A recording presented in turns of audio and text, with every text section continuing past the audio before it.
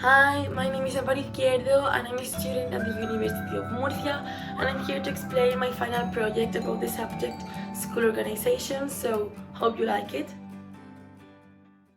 So, starting with, the educational system adopts a gender equality approach through co-education and promotes the effective equality of women and men and the prevention of gender-based violence and respect. Its relationship with the organization is crucial since children must be taught to live in an egalitarian society both in and out of school. Number 2. Education for sustainable development includes education for peace and human rights, international understanding, and intercultural education. It is related so that students are aware of the consequences of our daily actions and generate empathy toward the natural and social environment. And this is that the law insists on the need of taking into account the digital change that is taking place in our societies and that necessarily affects the educational activity. It is so important to take this into consideration since the digital world is a new habitat in which the children and the young people live more and more. It is established that each student will have at the end of the stage a report on his or her learning with their objectives achieved and the competencies acquired. It is of great importance in order to assure the passage to compulsory secondary education with the greatest guarantees. Health education, equality between men and women, aesthetic education, and mutual respect and cooperation among equals will be promoted in a transversal approach.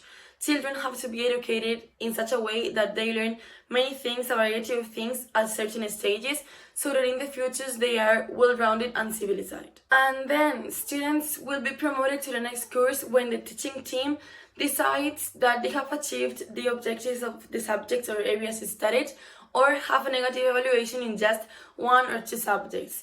It is related since we cannot allow students who have not learned what they should to pass to the next course without the knowledge to be able to do so.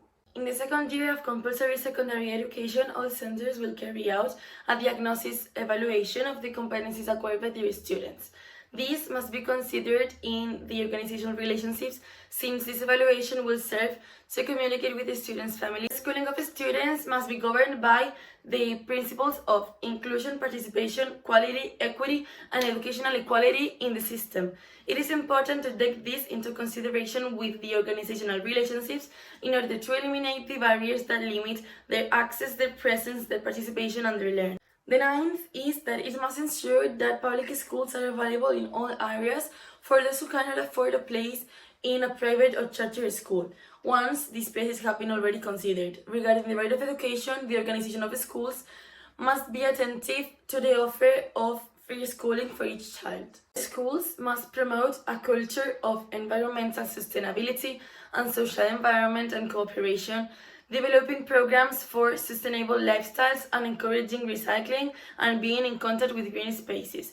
This is related to the fact that we have to make children aware of the importance of climate change and the consequences of not taking care of the planet. If I were the principal of a school, the approaches that I would include in my program would be: the first one might be that the working teams must always be mixed so that simply to avoid later discriminatory attitudes toward either sex and for children to learn that everyone can do everything. Thinking twice before acting. Children are not accustomed to think about other feelings and about the consequences of their acts, and they have to be aware that the words and actions can hurt someone's feelings.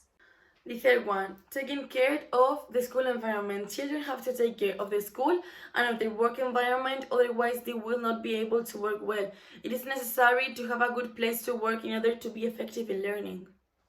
So get rid of comparisons. Each student is different and that is what makes them unique.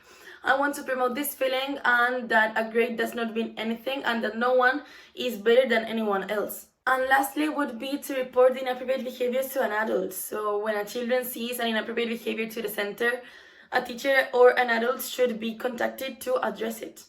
And well, all these factors that I have mentioned above are part of my transformational leadership, as I want to create an environment in which this person knows his or her capabilities, wants to reach his or her maximum, and to pursue their goals. Respect from others, for their rights, for their dignity, as well as being taught with love is promoted in my leadership.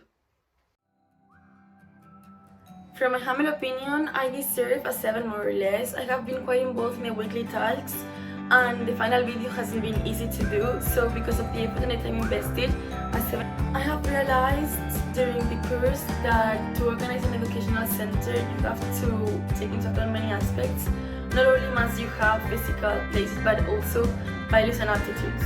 In fact, yes, we usually take something for granted in terms of organization and management because we are used to them, but we don't stop to think about whether they are right or wrong.